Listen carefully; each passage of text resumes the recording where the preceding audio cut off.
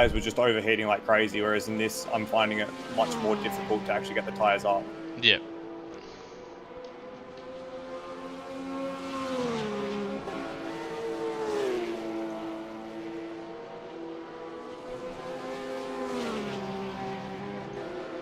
Alright, that's that up. Let's close that. Have light races. Oop.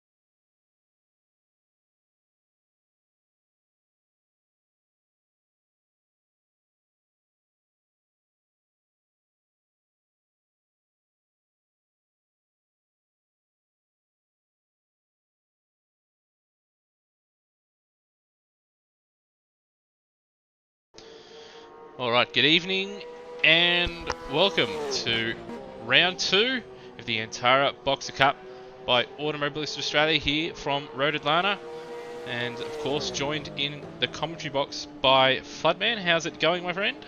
I'm doing very well, Lewis. Good evening, everyone. I'm doing very well because this might be one of my favourite tracks in the world. Top three tracks in the world, and having the Porsches run around here tonight is got me with a big old grin on my face, so I'm very excited. You have been out there cutting quite a few laps in practice. With those laps of practice, what have you found with this Boxer Cup car and this circuit? What are going to be the fun parts of the circuit, and what are going to be the more challenging parts for these drivers? Yeah, well, if you're using the default setup, you're going to have a lot of turn-in oversteer. That's something I noticed with the cars. It's a little cooler in tonight's session than it has been in the permanent server. So I was noticing a lot of front left tyre wear because there's a lot of loaded right-hand corners. But with the cooler temperatures, it might just ease off that tyre wear. So you might be a bit more consistent over the course of a stint. But a lot of the drivers are saying that getting consistent laps together time after time has been a real problem. So I wouldn't be surprised, especially starting with the feature race tonight, to see a very small fraction of those drivers get through a full race unscathed. There's a lot of difficult sections. Turn 1 in particular is a very difficult dive uphill to the right, and then you've got the S's, which you can't really touch a curb in the S's section because it will skew the car off sideways, and then the curb as well at turn 6 is very difficult. So there's a lot of little nuances to this track that are really going to challenge these drivers over the course of a 100-kilometer race and then a 60-kilometer race, which will be second tonight. Yeah, I think drivers that may have done some laps in the GT3 cars that have then come in to driving these Boxer Cup cars, yeah, I think that downhill section through the S's, the curb usage in a GT3 car, you can use them a little bit and lean on them, but in these Boxer Cup cars, you really have to be smooth and almost avoid them outside of when you use the exit curbs. And I think in the races, once a few laps in, both in the sprint and certainly into the feature race, we are going to see drivers probably run a little bit wide onto those curbs, and they'll probably find themselves spinning more often than not. So that will be something to look out for. But practice is over. It's ticked over to qualifying, and as you can see on your screen here, Floody, we've got a massive car park of cars waiting to get out here. Yeah, 24 cars in the server as we go green. So 24 drivers. That's a very congested field on this 4.1 kilometer circuit. Yeah, of all circuits to have a massive field like this is one where you'd probably want maybe, say, in the mid-teens, but it is fantastic to see 20 plus cars out on the circuit. A lap, probably the fastest laps we've seen going by live races, a 1:19.9 by Luke Rosella, so which is very, very quick. Ridiculous lap time from Rosella, to be honest. Yeah, 4/10 clear of the next fastest, so... Yeah, I was having a look at Rosella's sector times just on the permanent server prior to getting in tonight, and I'll admit it's difficult for me to race in these things because of the controller that I use. But he was a second faster than me in every single sector. The sectors aren't long around this track. They're something in the realms of 25 seconds. So a second every 25 seconds Rosella was taking on me. He's just got... he'll be definitely one to watch tonight as everyone gets onto the track. I think we've only got 1 or 2 drivers left in the pit lane. Yeah, Lime Mitch will be the first man around, and also going on about those sectors. The second sector isn't a particularly strenuous one with only a couple of corners and straights, so to take a second in that is quite impressive. But Lime Mitch now, followed by, I think that Will Devonish behind him. Yes. So they're going to be the first 2 drivers to settle that time. Both drivers up there in the championship, and we will go over the standings with our man on screen here, Lime Mitch, actually leading the standings, I believe, or at least he's certainly leading the Privateer Cup, my mistake. But yeah, he's in the top 5 in the drivers and also leading the Privateer Cup. So the Privateer Cup being drivers that aren't associated with a team that has another car in it. So he's leading that one quite comfortably. And Will Devonish, after probably a little bit of a disappointing round at Long Beach, will be looking to get this finish this American leg off with a much better round here this evening.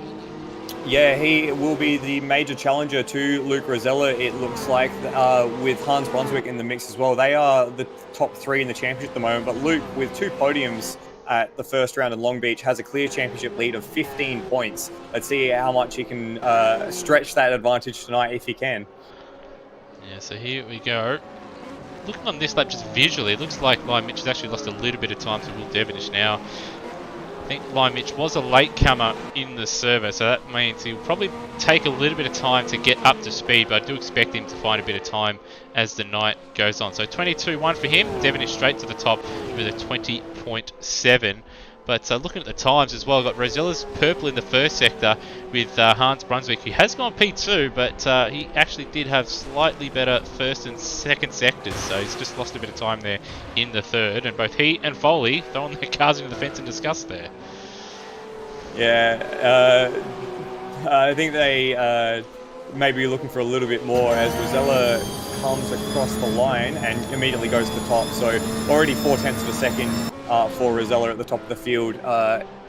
Certainly the quickest one around the track at the moment. That's already a very big gap between him and the rest of the field. Both Foley and Devonish looking like they're already set on to another laps with another set of tyres as well.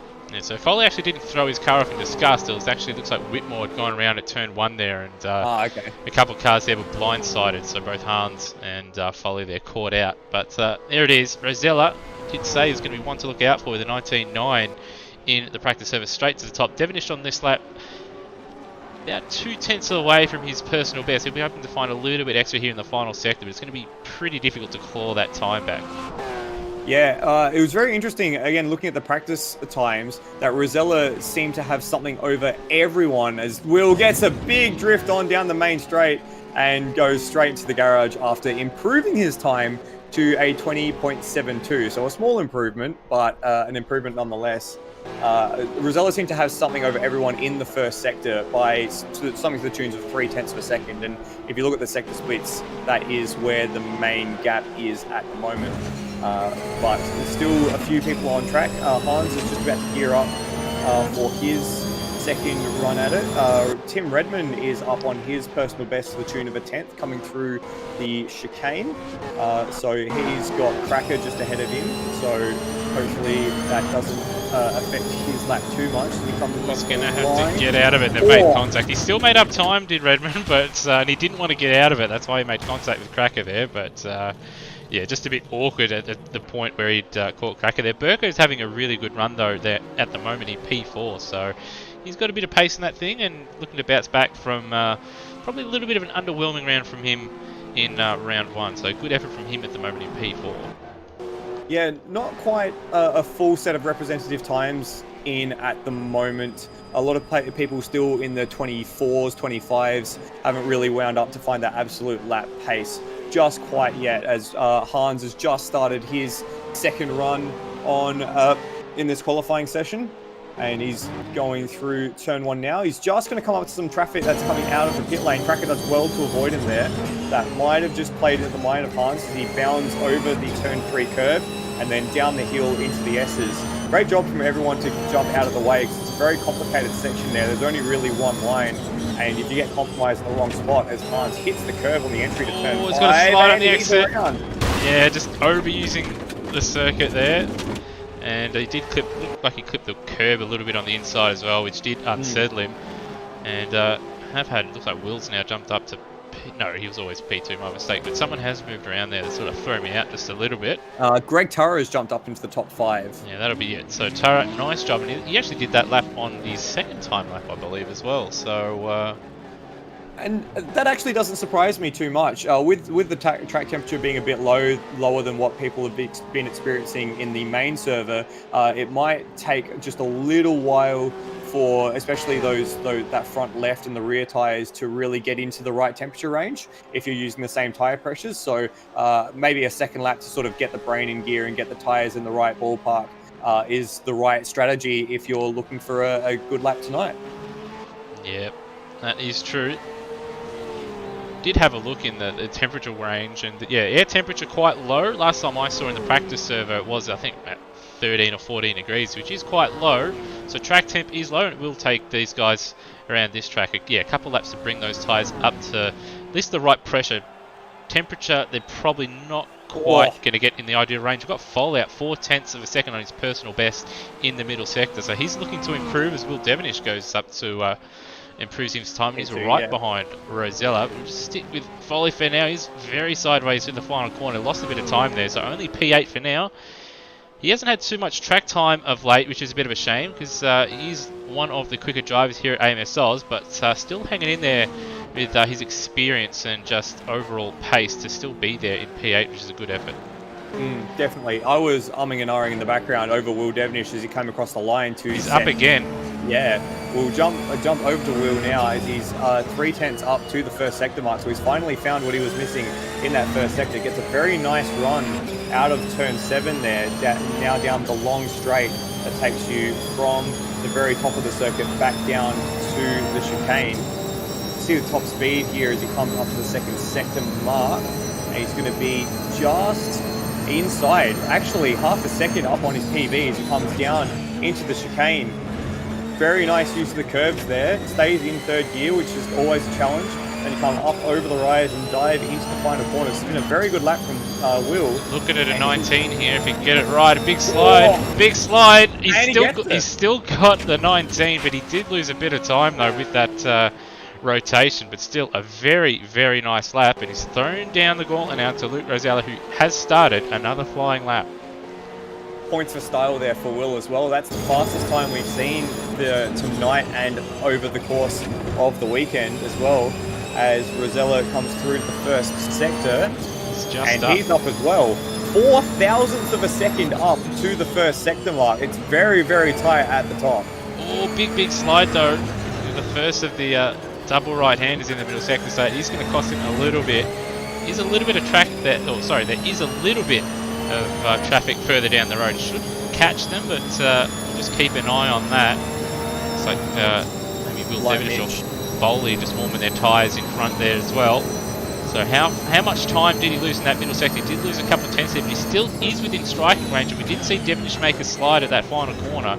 So if he's through here smoothly, he could still take provisional pole position. And you'll get another lap as well. Yeah, that too. So it's going to cross the line with 10 seconds left, 15 seconds left. And you got a track cut, so no lap time for Rosella, but this will be the one now. He's on the final lap here.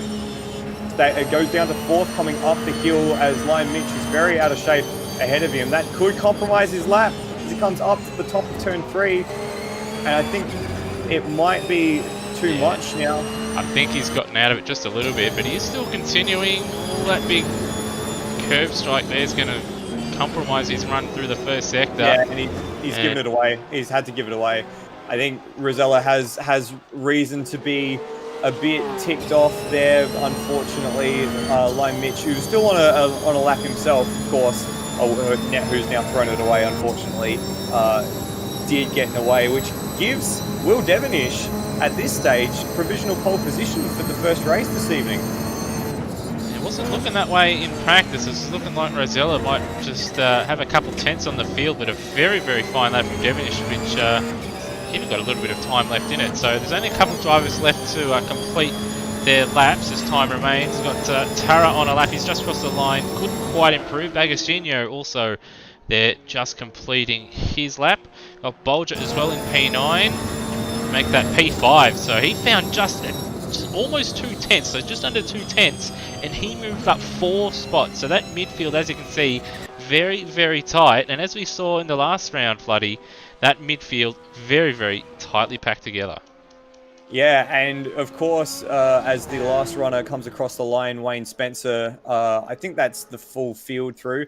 Of course, that midfield is all important, looking for that eighth position for that reverse grid for the second race. That's what we saw happen to, oh, remind me, was it Bolger last week who grabbed the I believe it on was the final Spencer. lap? I think it was Wayne Spencer Yeah, was that's running in right. P9, and yeah, it was Bolger, I think, made a mistake, or someone that made a mistake on the last lap, I think it was. Yeah. And see, Wayne took P8, and that set him up very, very nicely for the feature race, and he took home a very, very well earned and comfortable second place to Luke Rosella in that one. So around here, it's also going to be quite important because even though there is straights, if you are one of those quicker drivers and you start eighth in this second race here, it is a sprint race. It is the alternate format. It's going to be a little bit difficult for those guys to find up time to close down the leaders with only a 10-lap race.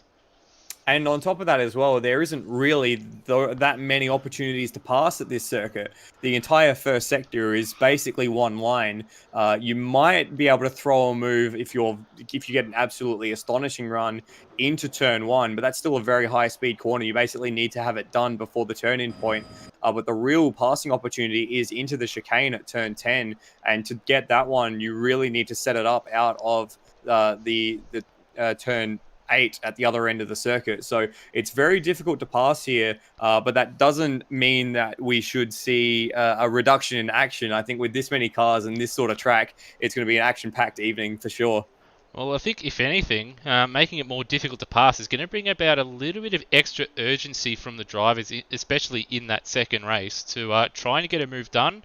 And those first 2 or 3 laps, I think, is going to be the one that either sets up a victory for a driver or it'll be their demise. So that's certainly one to look out for.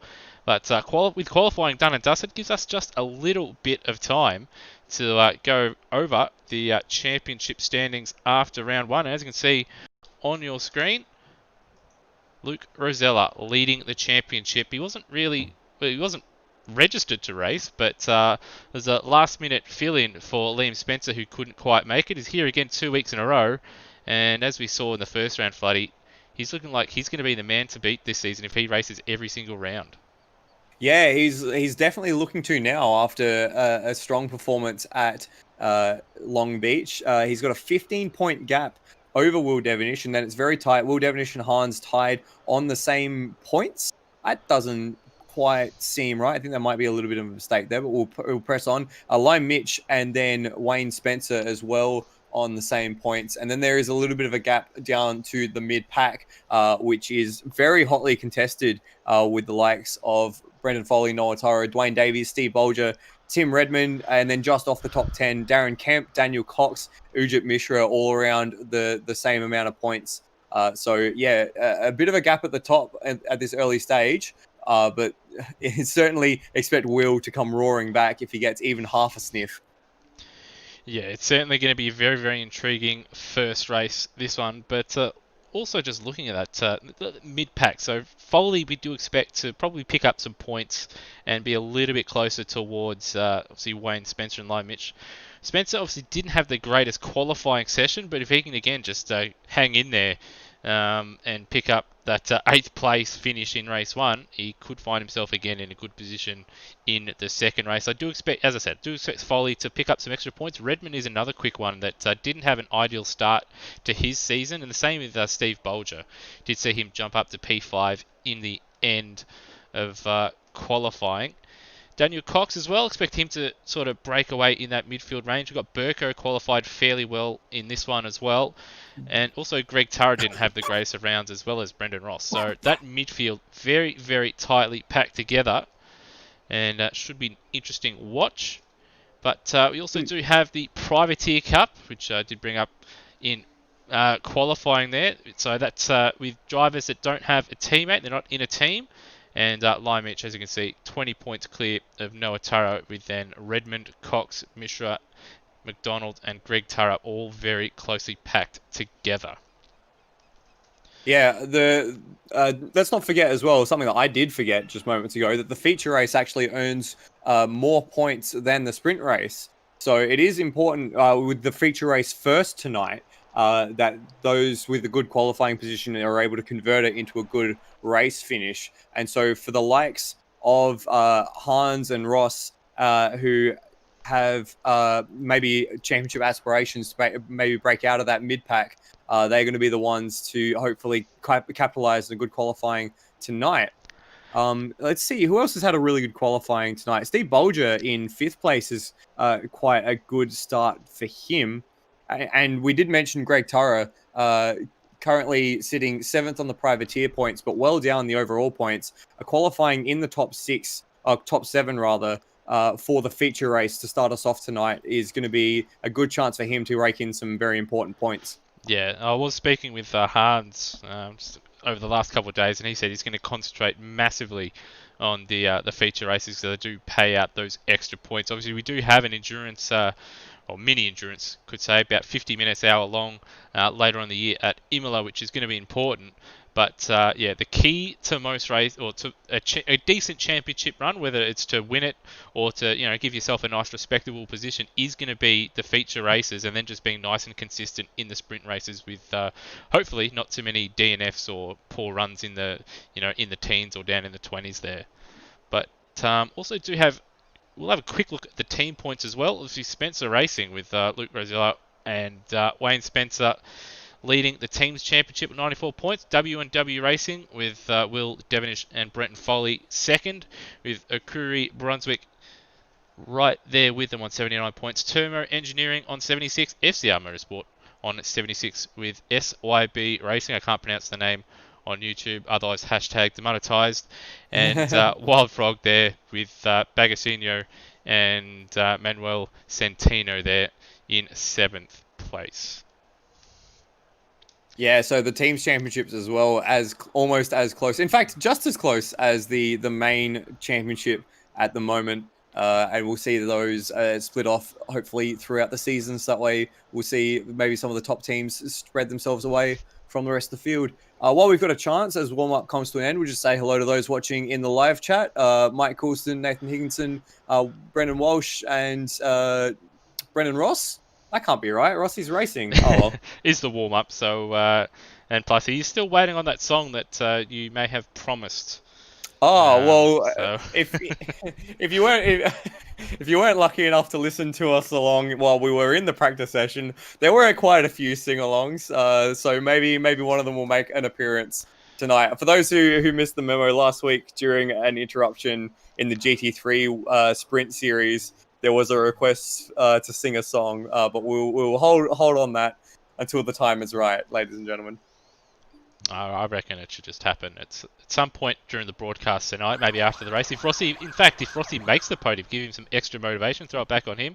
If he gets a podium, maybe drag him in here and we'll sing "We Are the Champions" together. Yeah, we can have a sing along. So yeah, that's the deal, Rossi. You get a podium tonight, and we'll sing "We Are the Champions." Well, there it is, Brendan Ross. You've been challenged, sir. But you did hear in the background there the sirens, and that means the server has ticked over to the race session. So we're only moments away here from what is going to be a very intriguing 15-lap race from Road Atlanta.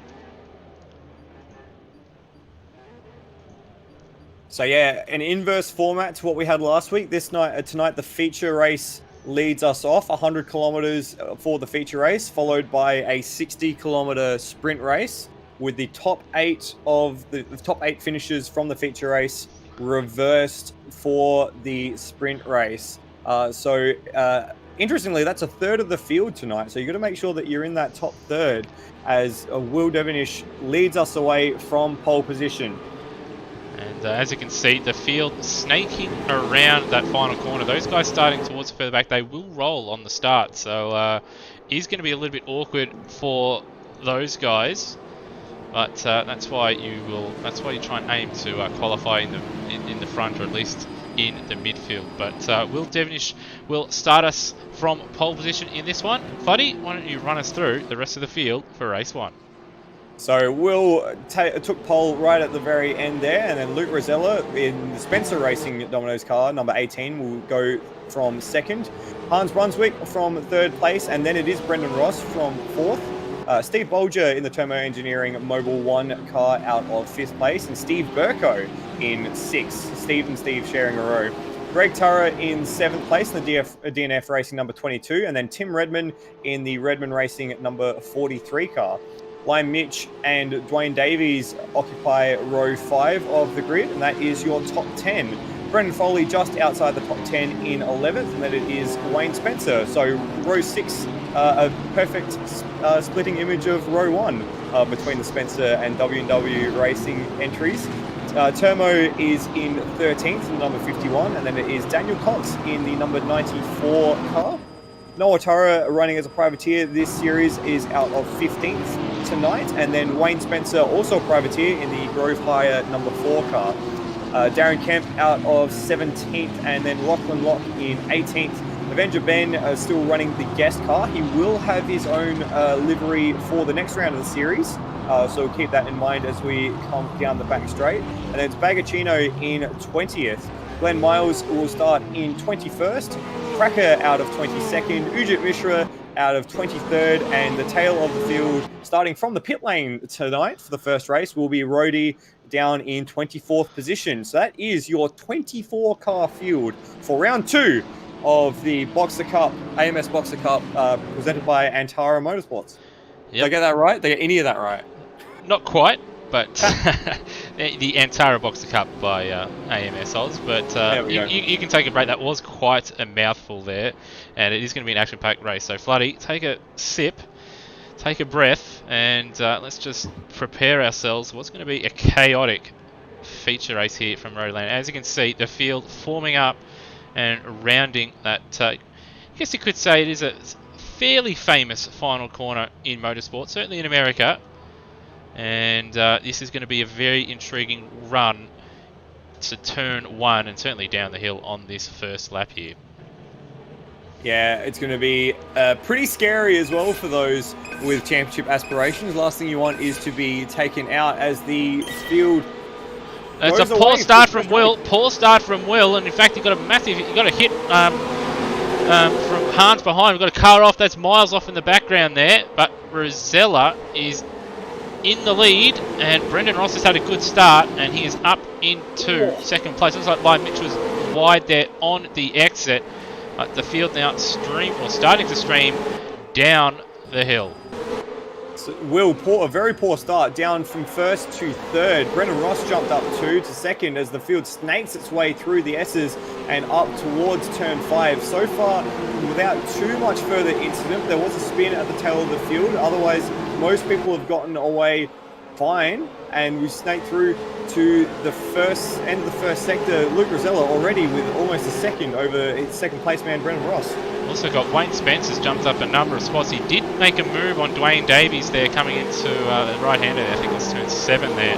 But Davies then getting him back at the next right-hander. Redmond right there as well. So it is very, very hotly contested here in the midfield. They're a little bit of ways away from Lime Mitch there in 7th, but these are very close together as Wayne once again sizing up a move. Lime Mitch also had a bit of a look at a move. We've got 2 cars off. We've got Bolger and Burko off at the chicane, and we've got Dwayne Davies also spun. Just cut to a replay in a moment. See if he just outbroke himself there. But chaotic first lap. Still 14 more to go. Yeah, so it looks like Davies copped a little bit of a whack from Redmond in behind, and then on the grass, Davies couldn't quite control his car, and he went around. So big shame for Dwayne Davies, but Rosella leads after lap 1.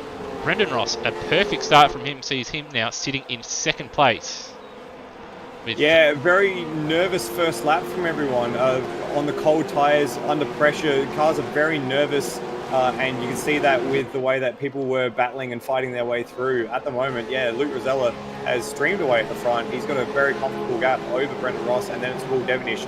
How long before Devonish starts to terrorise the rear of the FCR number 444 car, do you reckon, Lewis? Well, slides out of the previous corner like that aren't going to help his chances. But I reckon the big question is going to be, how hard are you going to push? Like, are you going to want to try and use up your tyres early on?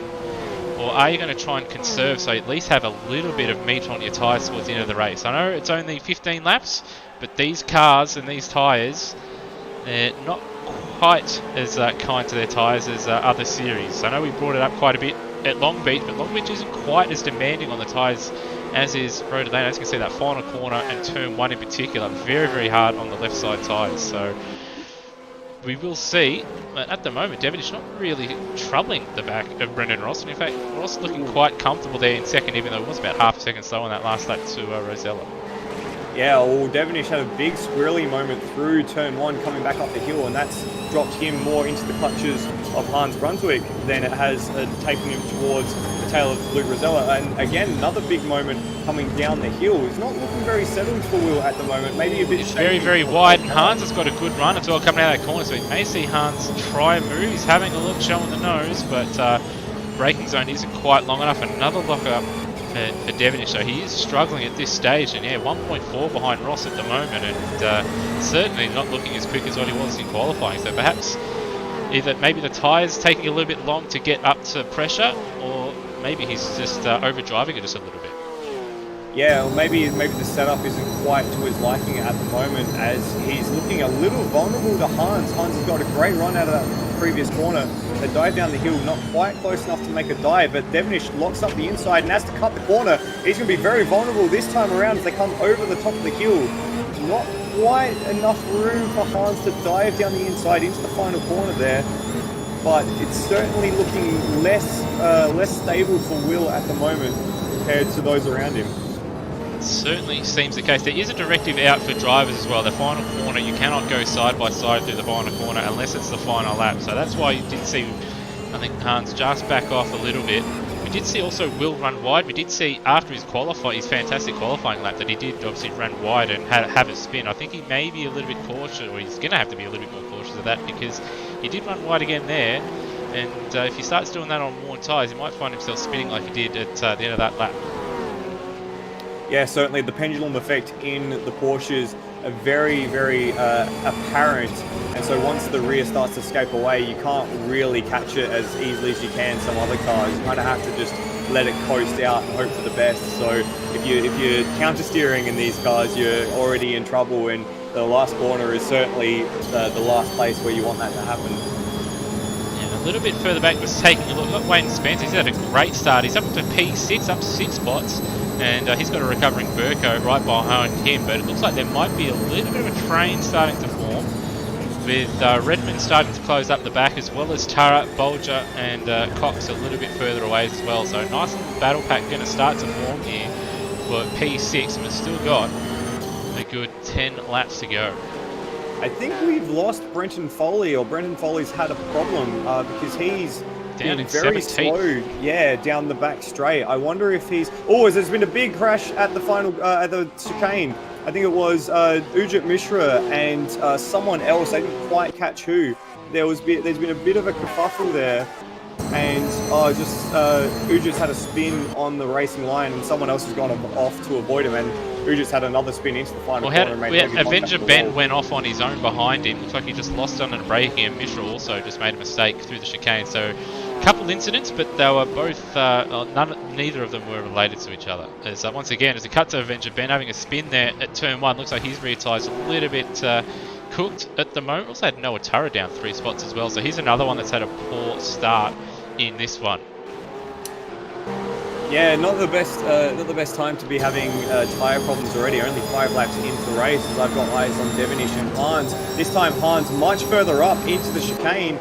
Is he far enough up to get that dive done? Yeah, he does. Oh, and Will's on the marbles there, and he's almost looped it. And again, a bit of a slide on the exit. Lime Mitch is going to be close to having a look at having a move, but he can't pass at the final corner. But Lime Mitch is wide again, almost on the marbles. The fence. Got the points up on screen again, Lewis, unfortunately. I'm saying I keep knocking that. But alright. There you go, it should be fixed. But Wayne Spencer under a massive attack at the moment from Burko, who wants to get a move on. separated by cigarette paper for P6. Looks like they've dropped Redmond, who's I think had a little bit of a stoush with Greg Turra on that last lap as well. So that's why they're a few seconds back off this pack after about 2 laps ago being quite close together. You gotta say, Spencer has done a fantastic job in the early stages of the race to come up 6 positions. I know we already made mention of that. But they've actually broken away from the remainder of that pack. Tim Redmond, Greg Turra, and Steve Bolger, which has importantly given both of them a bit of safety from the potential missing out on the reverse grid. So they're in 6th and 7th there, which is pretty well safe. That'll get them to 2nd and 3rd on the grid for the sprint race this evening. And they've managed to break away from the battle behind. So it's a fewer thing to worry about. Something I might be concerned about if I was Spencer is how much tyre he's used in order to make those moves at the early stage of the race. But he looks, at least at this stage, fairly comfortable. That lap he did, the previous lap he picked up a track cut, but that lap 22.1, only just outside of his best lap time. So still consistent enough at this stage. And in fact, gaining a little bit on Line Mitch ahead, who just had a moment and nicked the curb. Also, just having a look at live race as well, Will Devonish actually put in a fairly quick lap time. He's only a 10th away from the fastest lap of the race, but he's only the second man into 1 minute 20s in this race. So he'll be kicking himself about that slight mistake he made that allowed Hans to get by. And of course, Hans and his massive following Fan club. And fan club in the chat supporting him along in this one. So he's up into P3. And he's actually closed quite a bit on Brendan Ross. I think Brendan Ross has made a mistake on this lap. Yeah, he's lost a little bit in the first sector, but I'll be interested to see what his second split's going to be. We're just about to get that now. Gap between the two is 3/4 of a second as Rossi has a bit of a slide through the chicane. And the second sector time, once it comes up on live races, which is struggling just a he's little lost bit. 4/10 to Hans in that middle sector. 22.4, so he's well off his personal best as well. 1.4 off compared to a 121.6 for Hans. That's a significant difference in lap time as they're coming on to a few back markers here. I wonder how quickly Hans is going to be able to make the tail of Rossi's Porsche and potentially even affect the move. But this is quite easily allowed Luke Rosella just stream away at the front to the tune of 5 seconds over the rest of the field. That's almost a second a lap as we've just completed 7 laps of the race. He's been quite... In fact, just saying that, he's actually had quite a slow first sector by his standards. 33.4, so he has lost a couple seconds in. Try and maybe cut to a replay and see what he's done here. May have been... that's what it is. I reckon he's had a little bit of computer lag there that slowed him in. So that does happen to him pretty much every race, unfortunately. He has his game sort of frees up for a second or two, and it costs him a little bit of time. But that gap now down to about 4.5 seconds. Ross is still holding on to P2, but Hans Brunswick is coming again, showing the nose at the chicane. Not close enough to make a move, but certainly he's going to be making Brendan Ross sweat just a little bit. And we're only just at half race distance as well, so Rossi's very vulnerable and we've still got such a long way to go. Not ideal for the FCR Motorsport man as he's being chased. He's wide, he's on the marbles and around. Oh, and Hans is around disaster. as well.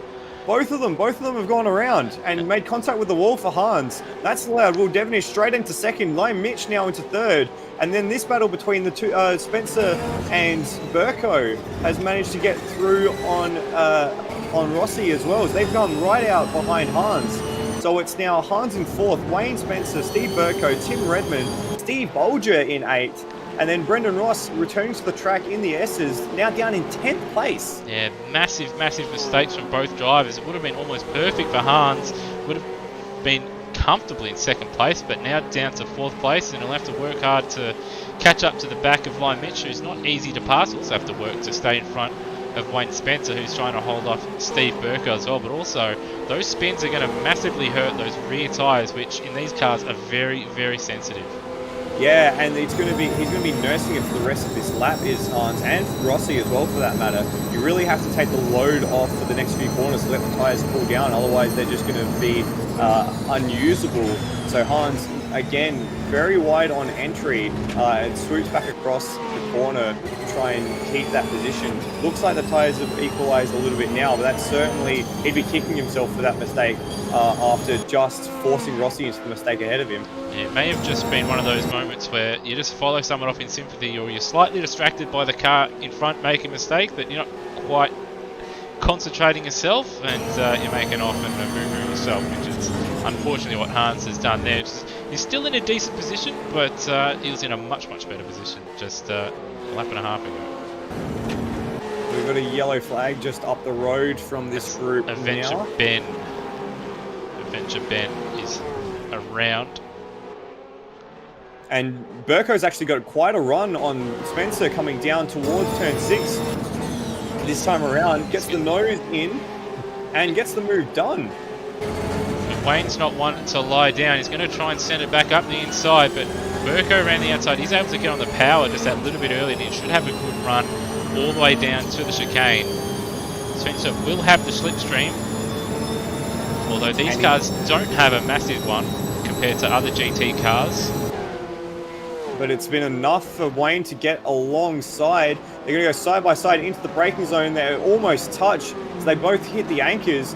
Wayne stays around the outside. They make contact. Yeah, it's always a threat to happen in these cars, just to pendulum around. He tried to get on the throttle a little bit, and unfortunately slid into Burko, who's now dropped down to 8. So that'll be frustrating for Burko after looking the goods early on.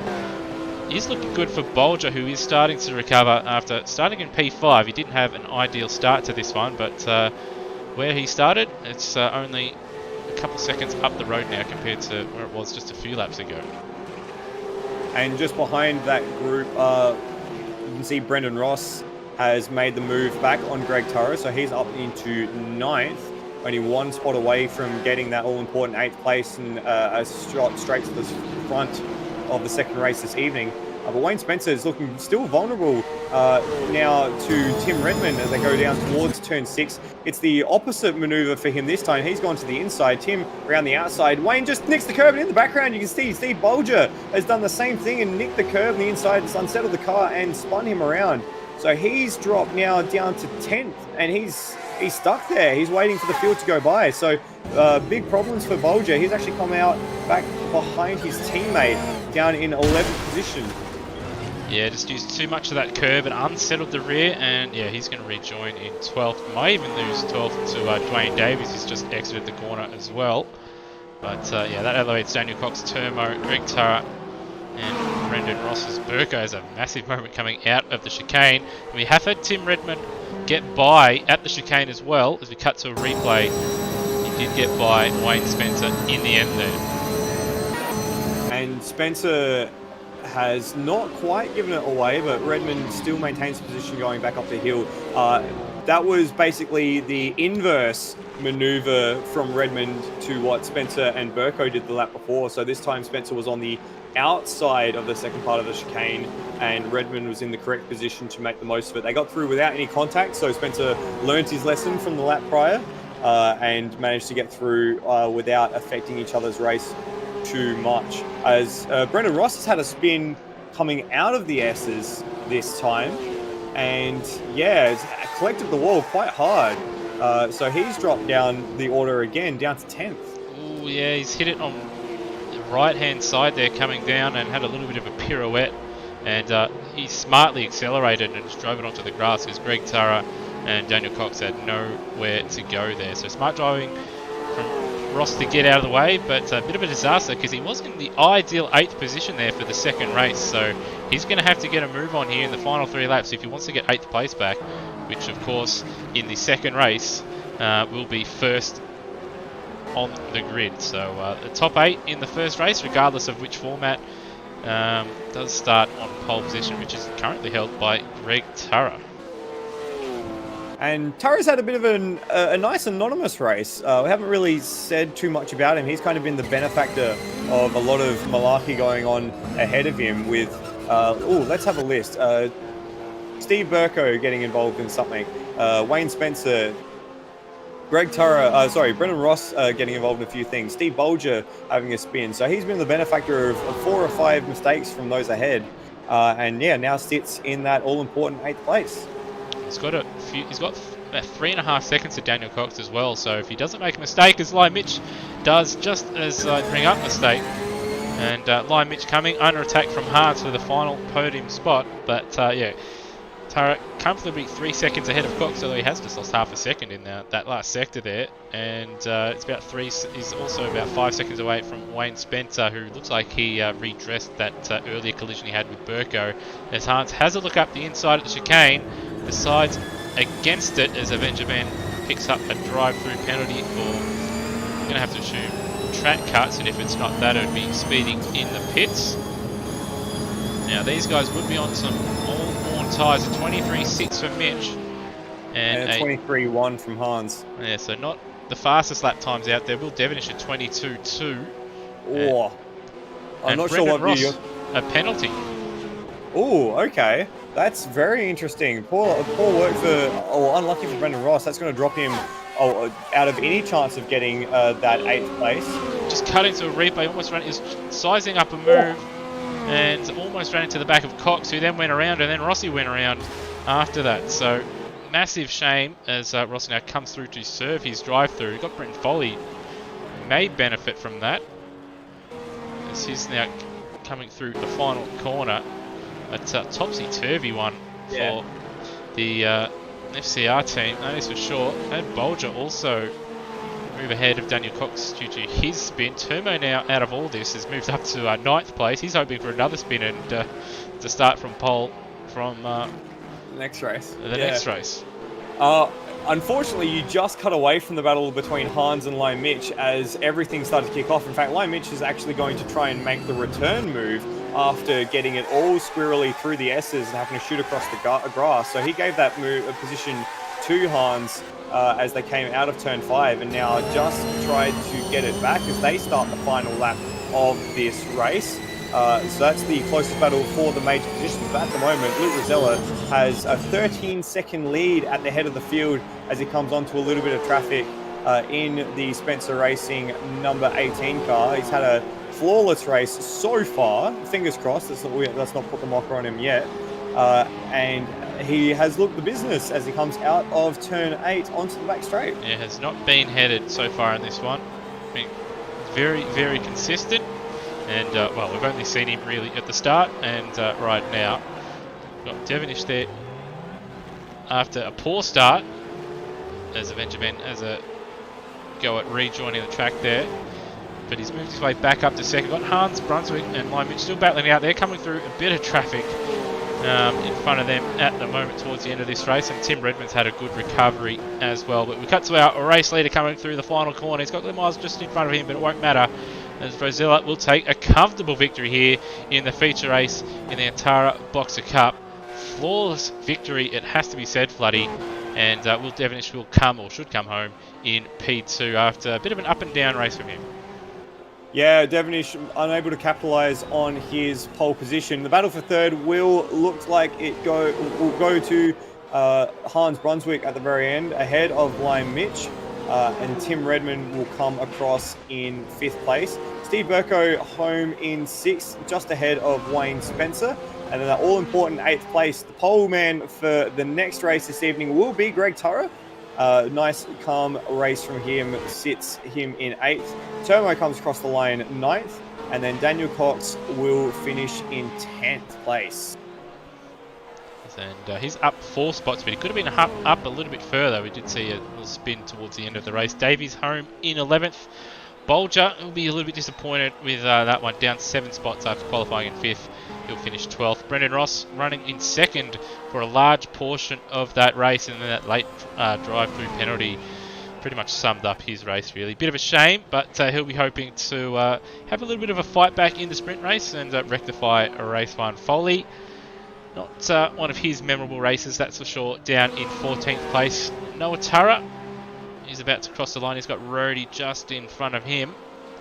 So Noah down in 15th. Darren Kemp home a lap down in 16th, as was Bagacino in 17th. Lachlan Lock in 18th, and Glenn Miles, Rhodey in 19th, and then Mishra, Avenger Ben, and Glenn Miles there 2 laps down, with Cracker and Wayne out to retirements. Certainly a frantic race one in that mid-pack, but Luke Rosella was the class man out in front. He took home the win ahead of Will Devonish, our pole sitter, and Hans Brunswick fought back from a mistake in a battle with Brendan Ross to take home third. Who is your drive of the race for the feature race tonight, Lewis? I think it has to go to Rosella. Really, he was one of the few drivers out there that actually didn't really make a mistake. We did see pretty much everybody up and down the field outside of him at some point have an off or a mistake which cost them a position or two. So he was flawless out there. Outside of him, I really can't find anybody, because everybody was just sort of up and down. So it's difficult to say. I think Hans would have been the pick, but obviously that mistake that he made when Ross had his spin sort of threw that under the bus. But still, Rosella, perfect. Can't go past him. What a drive. Yeah, I'll echo that. I would have maybe gone with Wayne Spencer, but again, a similar thing to what you said with Hans. A little mistake in contact with Steve Burko really tarnished his race.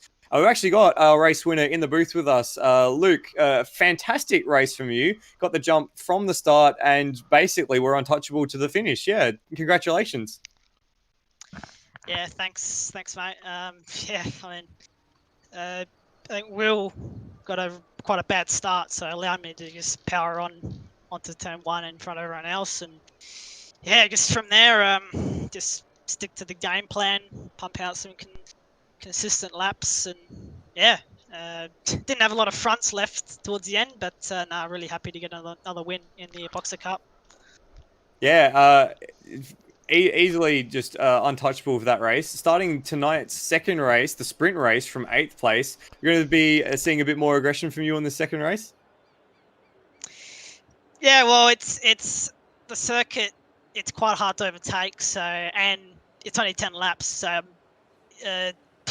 gonna have to make the most of every lap, every pass, and hopefully we can get maybe a top 4, top 3 maybe.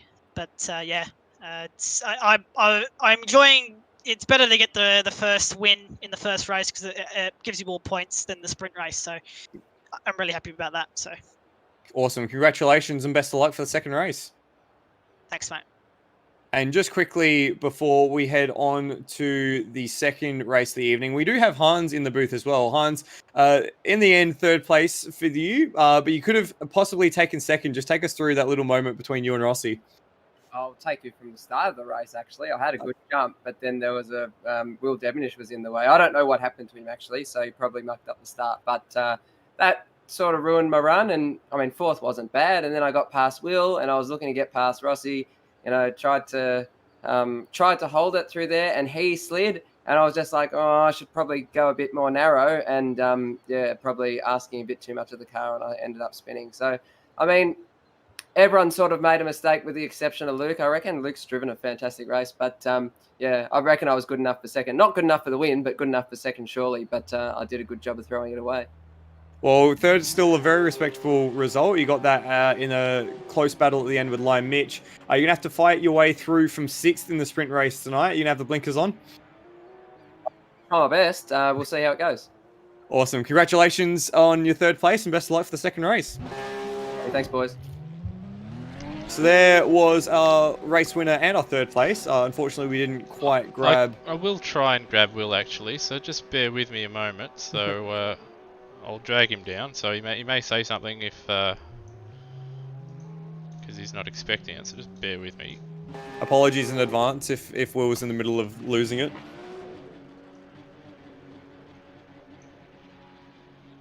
All right. Hello, Will. Well, he's AFK. Oh, of course. Beautiful. All right, so we'll just drag him up. We'll take a short break, just to allow Floody and myself just to sort through, see the reverse grid, and to just take a drink. But don't go anywhere, as I'm sure this second sprint race here is going to be an absolute cracker. See you in a couple.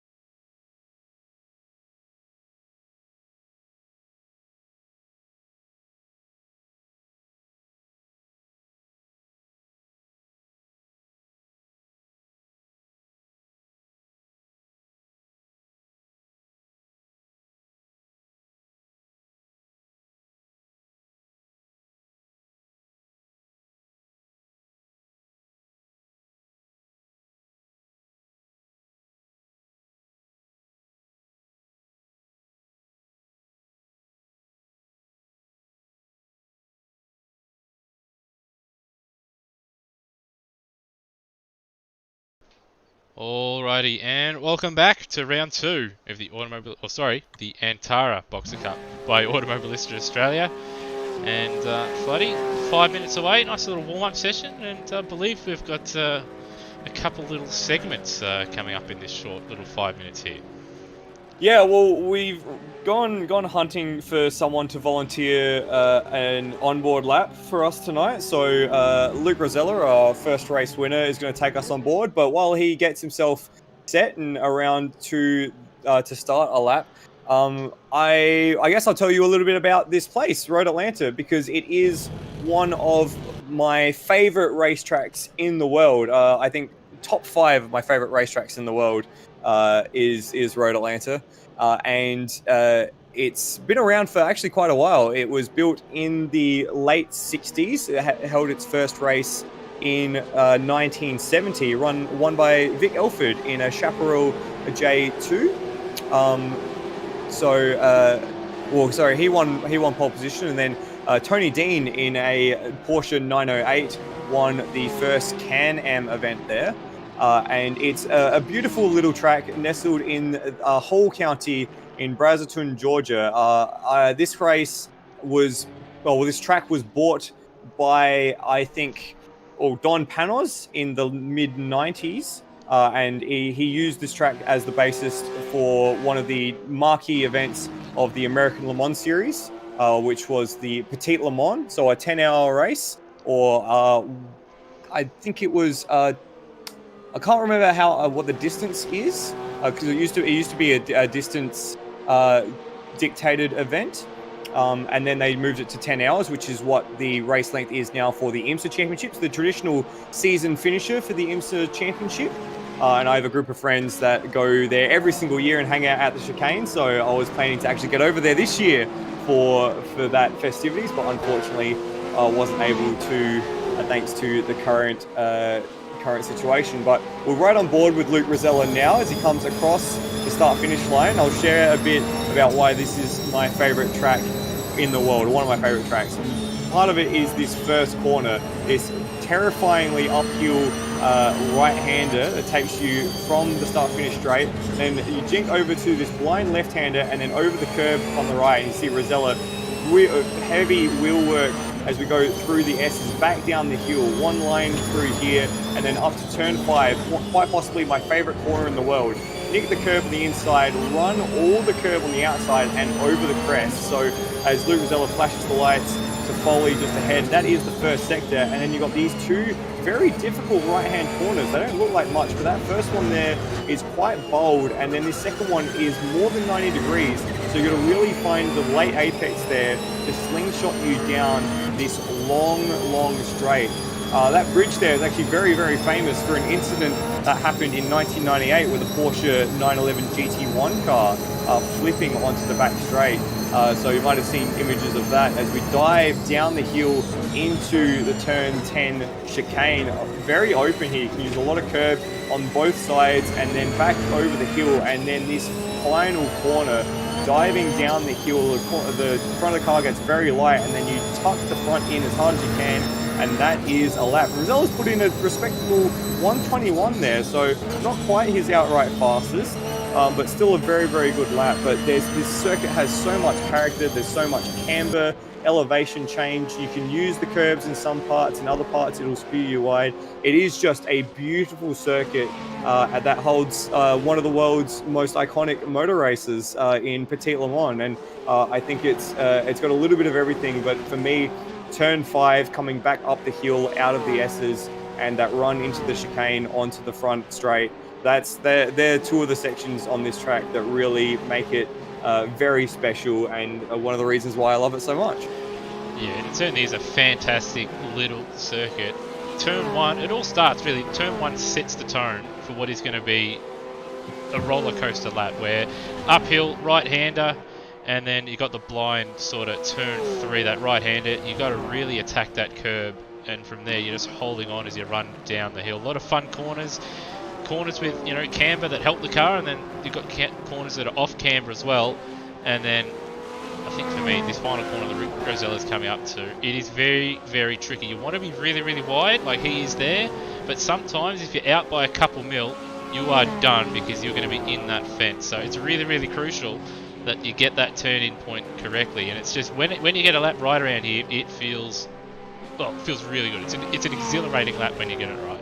Yeah, and as I made mention right at the very top of the show, a lot of the drivers were saying that getting 1 or 2 corners in a row here you might be able to do, but getting all of them right time after time after time is very, very difficult, as Rosella shows us that and sprays across the field. I think he had a little bit of help with traffic there.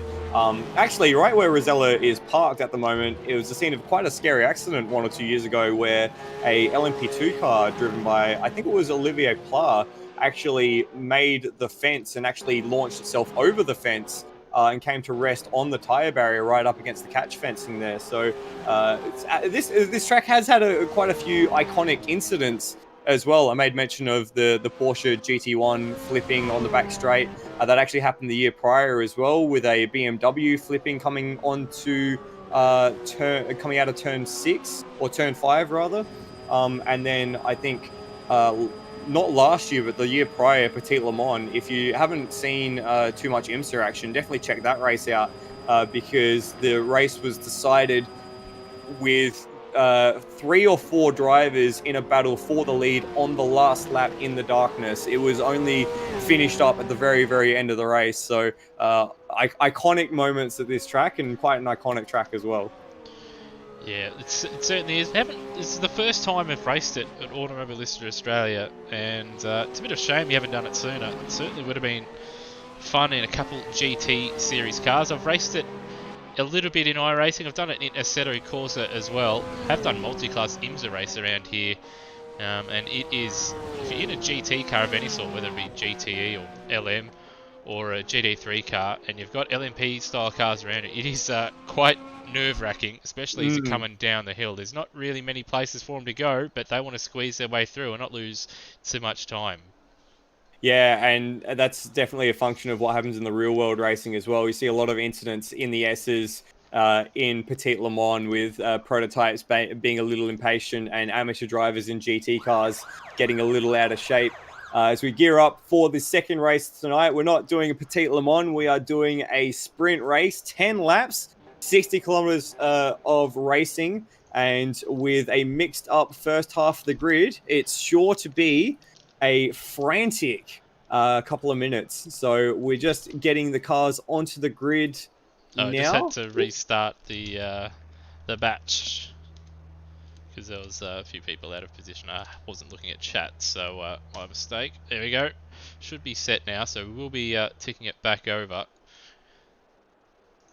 And should be good to go here for race number 2. 10 laps with Greg Turra leading us away, and our winner Luke Rosella, of course, starting in 8th. We've also got Brendan Ross further down the field than what we'd expect, as well as Brent Foley. So expect to see those guys work their way up through the field, and I am sure we're going to see quite a bit of action here, Floody. Yeah, you can definitely say that again. With the likes of Luke Rosella, Will Devonish in 8th and 7th and 8th, and then Steve Bolger, Brendan Ross with a point to prove in the second race. Certainly the makings of something maybe a little terrifying. Yeah, certainly. Now, we did see, and it has been a staple really ever since he's been racing at AMSOZ, that Hans Brunswick has gotten away quickly. He did get away quickly. We did hear him just after, obviously, race 1 there, say that he got a great start. We did see it. Unfortunately, the man in front of him went absolutely nowhere. He's starting ahead of those quick guys. If he can get a good start and he isn't balked this time by Redmond or Spencer in front, he will be one to look out for, but the start for him is going to be crucial. And Wayne Spencer, we saw last time, very, very clean getaway and was able to build up a little bit of a lead. So he's going to be another one to watch. But Floody, why don't you run us through here the grid for race number 2? So, pole for tonight's sprint race will be Greg Turra in the number 22 DNF racing car, and he has Wayne Spencer for company on that front row. Remember, Spencer last time out, set up the race for him in the feature race by getting off the line well in that feature race. Steve Burko out of 3rd and Tim Redmond out of 4th. Then Lime Mitch, Hans Brunswick, Will Devonish, and Luke Rosella was last race's race winner. He's now down in 8th place thanks to the reverse grid for the top 8. Termo was the unlucky man to miss out on that in 9th, so he will start from the 5th row. And he has Daniel Cox for company on that row. Wayne Davies has his teammate, Wayne Davies has Steve Bolger for company in 11th and 12th, and then Brendan Ross, the FCR Motorsport teammate, down in 13th. So he has a bit to gain back from where he started in the first race this evening. Remember, he was second for a lot of that first race. Brendan Foley as well, looking to improve from 14th. And then we have Noah Turra in 15th. Darren Kemp starting from 16th place. Then Bagacino and Lachlan Locke, 17th and 18th. Rody, who started the feature race from the pits, will start the sprint race from 19th. Ujit Mishra from 20th. And then Avenger Ben in 21st. Glenn Miles in 22nd. Cracker from 23rd. And that is your 23 car field. Unfortunately, we have lost Manuel Centino from the field. So 23 cars for the sprint race. Still quite a healthy grid, and sure to be no shortage of action in the sprint race tonight. Yeah, it is going to be very, very intriguing start to this race. It's going to be important especially for these probably front 3 or 4 guys. If they can get away well, they can set themselves up for a really, really good result here. Possible podium with those faster guys possibly duking it out, or perhaps they may even get swallowed up at the start. So it's going to be important. If they can get through the first couple of laps cleanly without losing any time, we could see some new guys on the podium that we don't always see. So hopefully that can happen, but I am certain we're going to see some overtaking, as well as probably a spin and a wreck or 2. Or 3, or 5. Or may even go large, may even see 10 or 12. You just never know. It's sim racing, and anything can happen in motor racing, and it usually does. But the grid formed up. Looks like Rody is just slightly out of position, and he's been reset. So lights about to come on here for race 2 from Road Atlanta. Away we go, and looks like Lion Mitch had a cracking start. He's going to go straight by Burko, and Greg Tara has done what he's had to do, and he will lead into turn 1. And Lion Mitch up into P2, although Spencer now starting to try and contend. So Lion Mitch doing what he does in Super 2, gets a good start that he needs in the second races, and he's set himself up beautifully for a good result already. Up 3 positions from the start is Lion Mitch. Will Devenish also up from 7th into 6th place. And Brendan Ross up 5 places from the start. He's now into 8th, and that means our first race winner, Luke Rosella, has dropped down into 9th. But Mitch has actually lost a position to Spencer coming up the hill. And so Spencer's taken back that 2nd place and will hold it as they come onto the back straight. But Greg Tara has over a second over the pack as they come onto the back straight for the first time in the sprint race. And we've got a bit of a pack forming up behind Lion Mitch. Made a slight mistake in those right-handers there. He's got Redmond right behind him. Burko has got Devenish also right behind him. And then we have Hans Brunswick, Brendan Ross and Luke Rosell. His top 9 is going to be very, very closely packed together. I reckon in the opening stage we've got multiple moves going on. Redmond having a look and getting the job done on Lion Mitch, as well as Will Devenish getting the move done on Burko. Redmond ran wide on the exit of the chicane, so that's allowed not only Lion Mitch, but also Will Devenish to get through there. So Redmond made the move and then had it taken back straight away, and then some. So Lion Mitch into 3rd, Will Devenish up to 4th, and then Tim Redmond now in 5th place. Luke Rosella, our first race winner, still in 9th, with Brendan Ross up 5 places on that first lap into 8th place. Yeah, fantastic start from Brendan Ross, ahead of our race 1 winner, and right behind Hans Brunswick, who we did have a little bit of a battle with in the first race. Greg Tara has done what he has had to do if he wants a really good result, possible podium, just win. It's 1.4 seconds clear of Wayne Spencer, was driving away, but this battle pack here that has formed up behind Will Devenish and Tim Redmond is very, very feisty. Just a little bit of an update on a few who have dropped down the field. Termo seems to have made a mistake and he's dropped down the field. Darren Cox also with a spin coming out of turn 5. He may have even got a little bit of help because Brenton Foley has been slowing to let them go back. Got Miles around as well. He's up 4 spots, but he's going to spin, and that's going to drop him down as well. So we'll just try and catch a replay to see what Termo did here, because yeah, he was running with his teammate. Also, he's just lost it at turn 3 there. Just lost the rears coming in, and he's had to take the alternate version of the circuit there coming down the hill. But he also must have had another loss because he's down to 21st there. And Foley was the instigator of the contact between himself and Darren Cox, so that's why he dropped down the field, waiting to redress that move as well. It looks like our top 2 have actually stepped away from the rest of the field a little bit. Lion Mitch doing a very good job of holding up Will Devenish, which has allowed both Greg Tara and Wayne Spencer a chance to step away at the head of the field. Bit of a wobble there for Lion Mitch. So we've got Lion Mitch and Will Devenish duking it out. We've also got Redmond holding off a dear life in P5 with Hans Brunswick, Luke Rosella, who's got past Ross, and Burko, who's also got ahead. And they're going to go almost 3 wide there in the background there as well. So Hans Brunswick up the inside of Redmond. We might see Luke Rosella try and follow suit here to the next right-hander. And that narrow lane on the entry there might compromise Hans as he makes the way down the back straight.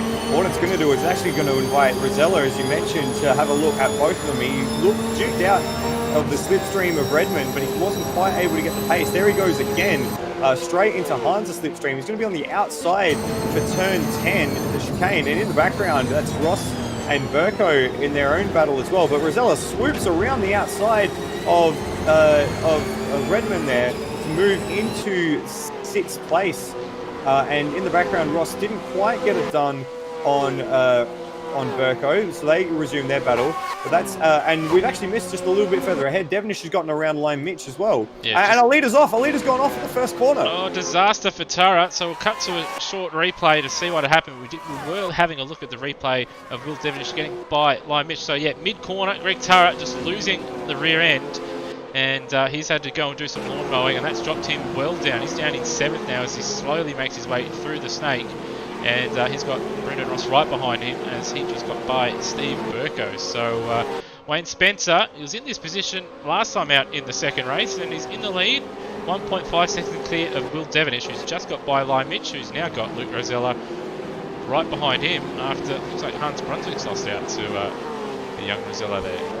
I think Hans maybe knew he was beaten and actually let Rosella pass. He might be trying to use Rosella as a pick to get through the likes of Lime Mitch and maybe onto the tail of Will Devonish as well, because he made that very easy going into turn 6. Rosella's got a head full of steam there as he comes into the chicane. Big, aggressive dive to the inside, and he's not quite... He's going to try it, and he's going to sweep over around the outside. I reckon he's going to got it. He has got it. Well done. So great racing from Rosella, and it wasn't so much Hans let him go. It's just that as we've got Light Mitch wide, he's going to be in the fence. That's a big, big hit. That is going to be significant damage on that car, and it wouldn't surprise me if he is one hand down here. And yeah, he's struggling at the moment. So big hit for Light Mitch. Bit of a shame from him. That's actually a puncture. You can see it as he's struggling his way up the field. The front left side of that car is very, very far down, and he's got a string of cars behind him waiting to get past. He comes through the S's. It might be smart if he just pulls off the road and just drives on the grass through here, because he's going to block these guys. It's doing a fair effort with either busted suspension or a puncture, but certainly spiced up the battle pack behind him. And we have had, on that last lap, Devonish close the gap between himself and Spencer, but Rosella on that last lap and on this lap has made up a bucket load of time and is right behind Will Devonish with 5 laps to go. So on that note, a bucket load of time to the first sector mark. Wayne Spencer 32.1, Will Devonish 32 flat, Luke Rosella 31.2. 8 tenths in the first sector alone. So this little bit of a gap that Spencer and Devonish have enjoyed over the rest of the field has evaporated in an instant as they dive down the hill to get into the second half of the race. It's already been that quick. This race has disappeared. 20.3. That is a very, very quick lap time. And that would have put him up towards the front end of the grid, in qualifying, as now Will Devonish realises that there's in a spot of bother here, and he's got to get a move done pretty quickly on Spencer if he wants any chance of taking this race win. We've got a penalty for Brendan Ross, so it must be track cuts already as we just hit the halfway point. So that's going to be a put paid to the great improvement he's made at the beginning of the race, up 6 positions. That's going to drop him down quite aggressively. But we're focused on this battle at the front. Spencer, Devonish and Rosella, a Domino's or Vodafone sandwich in a pizza. Rosella up the inside, he sent it, but a little bit of contact there, and that's going to give Spencer just a little bit of breathing room. And we saw this last time out at Long Beach as well. We saw Spencer able to hold on, not quite for the whole race, but for a significant amount in the feature race with the group battling along behind him. So he will probably be encouraging Devonish and Rosella to battle behind him, because the more that they do that, the more they're going to take out the tyres, the more he's going to get away. Both Devonish and Rosella, they're using a lot of the chicane and sliding it around, and yeah, Spencer will be hoping and praying that Devonish and Rosella just battle it out, cost each other time. Rosella very, very wide on the exit of the final corner there. I wonder if that'll be a track cut. We'll have to see when Live Races picks up. Oh, and Devonish has missed the apex in the middle of turn 1. That's invited Rosella to get side by side to go up the hill into turn 3. There's not really a passing opportunity there. Chop the nose. Rosella just dropped out of it at the last second there. I thought there was going to be contact for sure, but just have a look at the onboard there from Rosella there. So then side by side, Will slightly ahead, and at the last minute he's realised he was never going to make that move without contact, and got out of it. So smart driving from Rosella, but these front 3 anything could happen. Hans won't even win this race if these guys continue to race as hard as what they are at the moment. Yeah, just a quick note on the lap time. Since the lap before this battle all really kicked off, Wayne Spencer 22 flat, Devonish 21-2, Rosella, who's just blinked backwards there. You just saw it in the back of shot. There's that computer lag, unfortunately, so that's a big invitation. But there's yellow flags out. Will Devonish can't make that pass unless he wants to get penalised. He'll get a time penalty, so that's his cracker off the road there at the chicane. And there is also a rule in place not to go side by side the final corner, so he has to get out of it. And with all that taking place, Rosella has already gained a bucket load of time in the final chicane and final corner to reel in that gap once again. So don't count him out. As big slide from Devonish at turn 1, and already we've got Rosella back in the fight, and Hans Brunswick only 2.5 seconds away, with Redmond 3.2 away. So it could end up being a massive 5-car battle pack as Devonish has a look up the inside.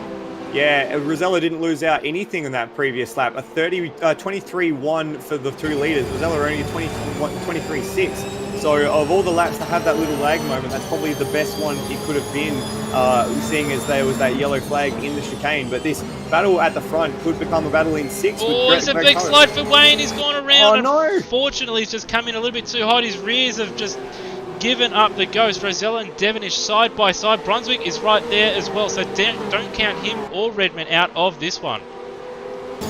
Now that's really unfortunate for Spencer, because I think with the battle with Rosella and Devonish battling behind but now ahead, as Rosella goes to the inside coming down the hill, there's almost contact. They dive into turn 10. Rosella's got the inside line, but he can't quite get the whole way over the curb. Devonish has to take the narrow line on the exit there, and that really slows him up coming down the hill.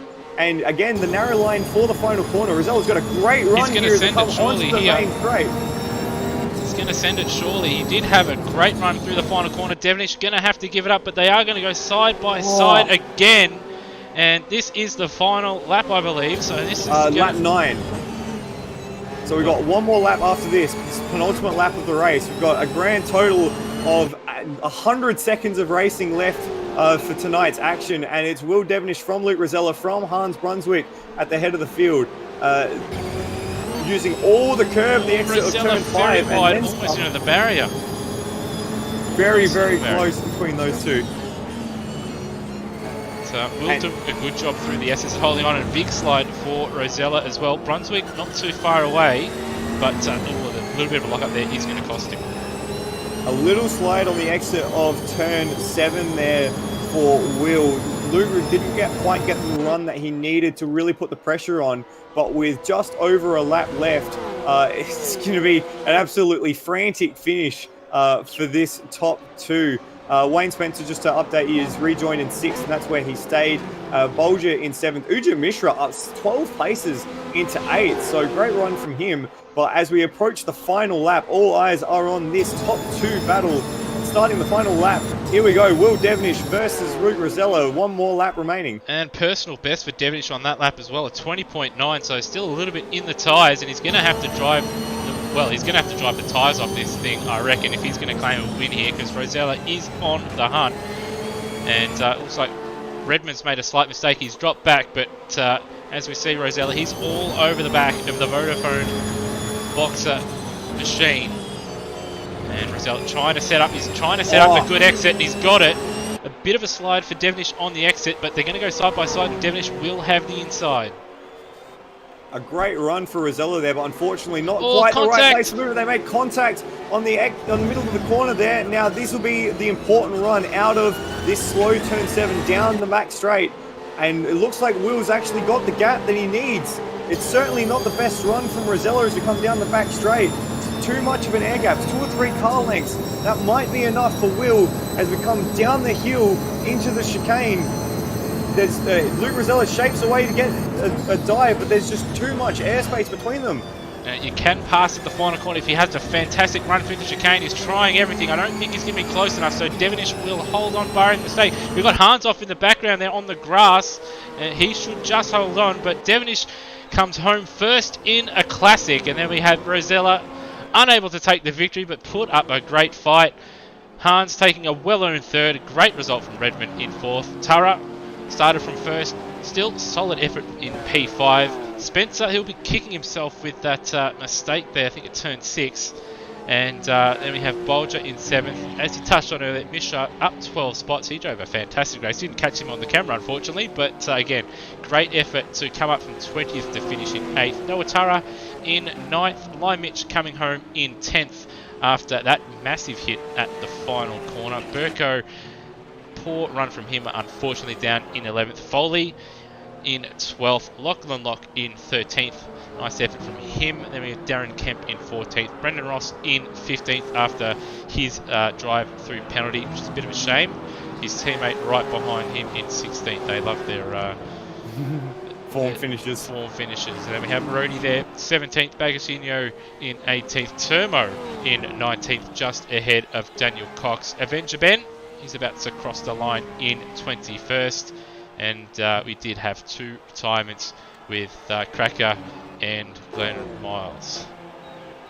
Well, Floody, we can finally take a little bit of a break as that was a hectic finish. Yeah, an absolutely hectic race from the time that both of these two, who let's not forget, finished 1 and 2 in the previous race as well. So they had to come from 7th and 8th on the grid. By the time they got onto the tail of Wayne Spencer, it all just kicked off. And that second half of the race was a door-to-door masterpiece for all ages. And we've got the race winner. We've got the top 3 in the booth with us. We'll start with our race winner for the sprint race. Will, second in the feature race, managed to jump up to win the sprint race. An absolutely classic battle between yourself and Rosella in the final 2 laps. Just take us through the race. Yeah, I had a absolutely atrocious start again. I basically stalled it, but I think a lot of people around me did the same thing. So first turn, made up quite a lot of spots, and then just head down, bum up to get into the lead and try to get as many cars between myself and Rosella as possible, because I know without any buffer he was going to kill me. Yeah, and it came down to those last 2 laps of a scrap, and might not have been as clean as it probably could have been, but yeah, not happy with that result. Yeah, once you got past Lime Mitch and gave yourself a little bit of room, you looked very, very smooth there for a little while. A great battle between yourself and Wayne Spencer as well. How much do you enjoy the reverse grid races? Is there something you look forward to or something you detest? Well, it really throws something into it. Like Wayne's a very accomplished driver, but in race pace tonight, maybe half a second slower. So when you've got a guy up front, it's a little bit slower, but then you're having to hold people back as well. It really adds to the complexity and the fun of it. Yeah, a win in the second race for you keeps you in the points hunt, but with Rosella taking the feature race tonight, he does stretch his advantage. Are you feeling the pressure of the championship battle at this early stage, or is it just take each race as it comes? Yeah, this series, it's just take every race as it comes. I really love driving the car. I'm not really fussed about the championship, to be honest with you. Fair enough. Well, congratulations on the sprint race and your second place in the feature race as well. Yeah, congratulations, Will Devonish. Thank you. Second place in the sprint race was our feature race winner, Luke Rosella. Luke, a cracking battle at the end there. Another great podium result for you. To think you still might not do a full season in these cars. What's the story with that? Yeah, well, just making the most of every race, to be honest. I'm planning to do a full season, but with another league on the same night, it's going to be a bit difficult, but we'll see how it goes. But anyway, yeah, that race, certainly probably one of the best battles I've had this year. Yeah, like Will said, a bit hairy in a couple of moments, but no one sort of in tears at the end there, I guess, which is good. But yeah, I just had to get past everyone so quickly because, like I said, it's a bit hard to pass, and a bit of help from my teammate as well, sort of not holding up, but sort of battling with. But holding up. Yeah, holding it up a bit so I could sort of get back to Will because he made a bit of a gap on me. Yeah, at the part of the race, but yeah, good battle with him, and happy to get the second place for the championship. Yeah, you made mention before the race that you were looking at a third or a fourth as a good result. Tell me, when you got through online, Mitch, and saw that your teammate Wayne Spencer was holding up Devonish for the lead, does that really give you the bit between your teeth to go and chase that gap down? Yeah, definitely. Yeah, knew had the better race pace, so just put my head down, close that gap, and yeah, hopefully I could make a move on Will while I was behind Wayne. But I don't. I'm pretty happy with the second place. So Yeah. yeah. We'll just take us through that final lap from almost going side by side across the line, the run through turn 1, and then that little bit of contact in turn 6. It was absolutely amazing stuff from the pair of you. Yeah, you got a bit of a bad run out of the last corner, and yeah, he got another bad run out of, I think, I don't know the quarter number, the one with the big run off at the. Turn 5. Yeah, you got a bit of a bad run. Because the numbers make no sense, and that's actually the 8th corner on the track for some reason. Yeah, you got a bad run out of that corner. Covered the inside, and I had the outside, and I was like, okay, I got to carry as much speed as I can coming into turn 6. Did that.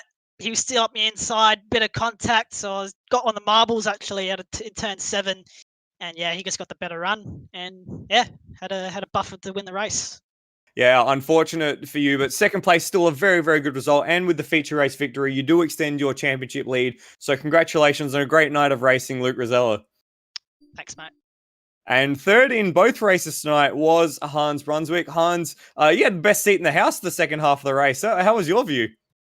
Oh, it was very interesting. Like I was just holding on for dear life, and my tires were a bit overpressured. Same problem that Greg Tara had. So I was holding on for dear life and just watching the two in front. And I'm just like, oh, like this is probably the only chance I'm going to get past them if they keep battling or if they send each other off. But no, it was a good race, and Will did really well. He actually he got me by surprise. Like after turn 1, he just opportunistically put it there, and I'm just like, but he made it work, and that was a good move. So that's going to look good on the replay. But yeah, I guess a pair of thirds, you can't complain about that. No, certainly not. A very strong evening of racing for you. Did you feel that you had the pace to really challenge for the top 2 positions, or were you more focused on just bringing home the points that you could tonight? First one, definitely. But, everything sort of goes into trouble. Like when one thing goes wrong, it leads to another thing, and you're overdriving it and all that sort of stuff. Yeah. I would say I was pretty lucky to finish third in race 1. But race 2, I'll also say there was a bit of a luck involved because Tim Redmond, his tyres were a lot better. And, Greg Tara and I, we overpressured our tyres. So it was pretty much undrivable towards the end of the race. It was just, just ploughing everywhere. So I guess, pair of thirds is good. And like it could have been a lot worse with the things that happened tonight. And a pair of thirds keeps you in third for the championship as well. So a very strong night from racing in the end for you as well, Hans. Congratulations. Yeah, thanks, boys. It was great. And that brings to a close an awesome evening of racing at Road Atlanta for the Antara Boxer Cup presented by AMSOZ. Beautiful. Got it right that time? Beautiful. 10 out of 10 for that one. You haven't butchered it, but yeah, absolutely fantastic racing. Obviously, first race, Rosella just drove away at the front, but we still had intriguing battles throughout the field. And then, yeah, that second race there, some of the best racing that we've had all year, regardless of what series. And hopefully a sign of things to come in this series where we do have some fantastic racing up the front and in the midfield as well, Floody. Yeah, well, hopefully we've had good racing in the midfield. Unfortunately, we didn't get to see too much because we were so focused, especially in that second race, just on the front. So sorry to the likes of Noah Tara and Ojit Mishra, who looked like they had great races coming up all those positions. We just weren't able to catch your action on camera. So that's one of the problems with this fast-paced sprint racing is sometimes you can't get to everything. But yeah, it's from what it sounds like throughout the field, everyone's been having a great time with these cars once they get them dialed in, and hopefully that continues.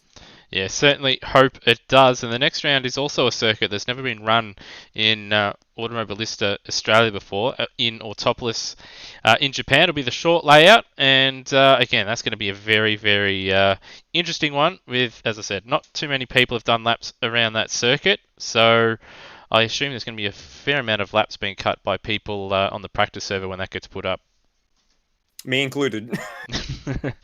But also just go over, see what else is coming up in Automobilista Australia. Now, this week, finally, we're having a little bit of a break with only the Boxer Cup action this week. So nothing tomorrow, nothing Thursday or Friday, but next Tuesday we do have the 4th round of the Antara GT3 Sprint Series by AMSOZ at Phillip Island, and we do have, from what I hear, some bigwigs that do help run the Phillip Island Grand Prix circuit tuning into that one. So if you are interested in racing, there is and you aren't obviously a registered driver, you can jump in. There are guest cars available in that one. So if you are interested, obviously have a look on the Facebook page as well as on the Discord for that one, because we would love to have a 20 plus car field for that one. And then next Wednesday, again, we do have the ATCC Group A's back again from Lakeside, and Floody, that's going to be a very bumpy affair. As I've done a couple laps to help Brock set up the circuit, and it's going to be very, very bumpy, also very, very fast. Yeah, I can't wait for that. I've never actually seen a race live at Lakeside. I did go back and find some old ATCC or some of the early supercars races from there, and it looks like an absolute bull ring. So I can't wait to be bringing that one to you guys next Wednesday. Yep, but certainly going to be a very, very intriguing race, that one. And if do continue with the big 25 plus grid numbers in the ATCC, that's going to be a lot of cars around a very, very short lap time. So it's going to be action all the time there. And of course, next Friday, 28th of August, we do have the finale of the Super 2 Series. The track hasn't been announced. I do have it. Stop asking me. It will be revealed in the GT3 broadcast next Tuesday. So if you're racing, obviously you may have to watch it back again or speak to Nether after the race or myself. But it will be announced during the broadcast in the GT3 Sprint Series from Phillip Island. Anyway, Floody, hope you've enjoyed calling tonight's broadcast, and I can't wait to have you back in the booth in 2 weeks. Absolutely. It's an absolute pleasure to do this sort of stuff for Automobilista Australia, and I'm always glad that you guys are willing to let me do it and have me back, and to call a race at one of my favourite tracks is partly a dream come true. Well, hopefully you can do it in the real visit the track in the real once things sort themselves out in the real world. Anyway, from myself, Lewis Wedding, and from Floody, and from everyone here at Automobilista Australia, I hope you've enjoyed tonight's broadcast from Road Atlanta. We'll catch you in 2